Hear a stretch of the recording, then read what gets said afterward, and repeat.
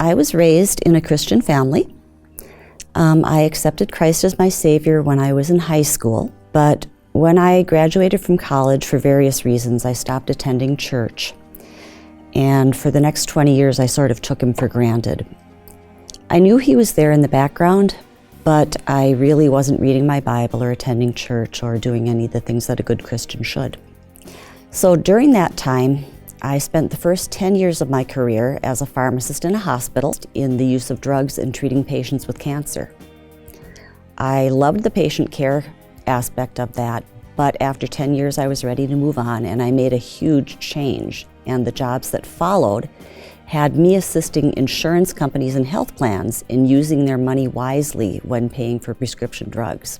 So I'd been in this second phase of my career for about 7 years when my daughter was born. And at that time then I knew I needed to begin going to church again so I could raise her up in the Christian faith. We had moved to Shakopee, and a mailing brought me to Meadow Spring. And that was in 1999. And my daughter and I have been regular attenders ever since that time. Over the next few years, I was a sponge, absorbing the practical aspect messages that helped me out with everyday situations. And the things that I learned about reading the Bible and hearing God's will were very important to me, and they laid a foundation of faith and a foundation of trusting God even when things didn't need to make sense. So this is my story of how my faith and the foundation of trust that I gained while my years in Meadow Spring allowed me to remain calm when I otherwise would have been panicking. When my daughter was finishing kindergarten, I was starting to have doubts about my job of 7 years.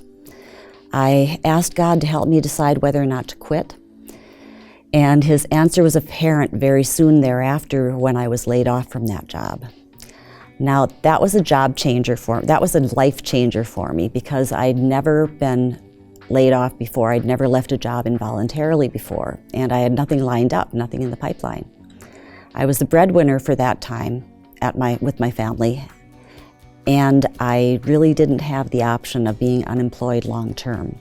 I was confident that losing this job was part of God's will, and I was so confident, in fact, that since I had 6 months of severance, I decided to spend my daughter's last few months before starting full-time school with her. My faith allowed me to enjoy a fulfilling and happy summer and prevented me from making a hasty and unfortunate job choice based on the fear of unemployment. When September rolled around and it was time to start job hunting, the reason why God had me take that summer off became very clear. My first step was to contact a former boss of mine who was a consultant. He owned a consulting firm and he had a lot of contacts in our industry. And when I called him, he actually marveled at the timing of my call. He said that he was working with a client that was a manufacturer of cancer chemotherapy drugs. And he had just decided that in about 3 months, he was going to recommend to them that they establish a position for a pharmacist. With my experience, he knew that I was a perfect candidate for that job. And so he offered me the option to work with him for about 3 months with this client, so that by the time he did recommend that job to them, I would be hopefully ready to take it on, and they would be hopefully ready to hire me for it. Now, it turned out that the job he spoke about never did pan out, but he was pleased with my work as a consultant, and he offered to provide me with further consulting work if I wanted to do it. The work would not be guaranteed, but it would be very interesting and it would pay well. I knew that God's plan was at work as I started thinking about this more, because then I remembered that I had another former boss who also owned a consulting firm. So I contacted him, and he too was willing to give me work as a consultant.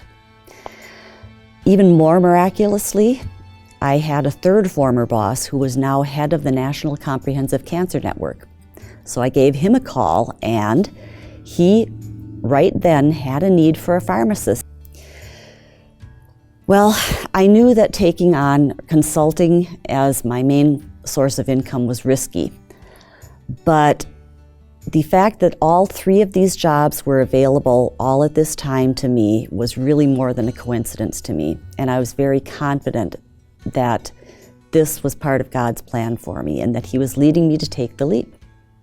So I accepted all 3 jobs, and I didn't look for further work.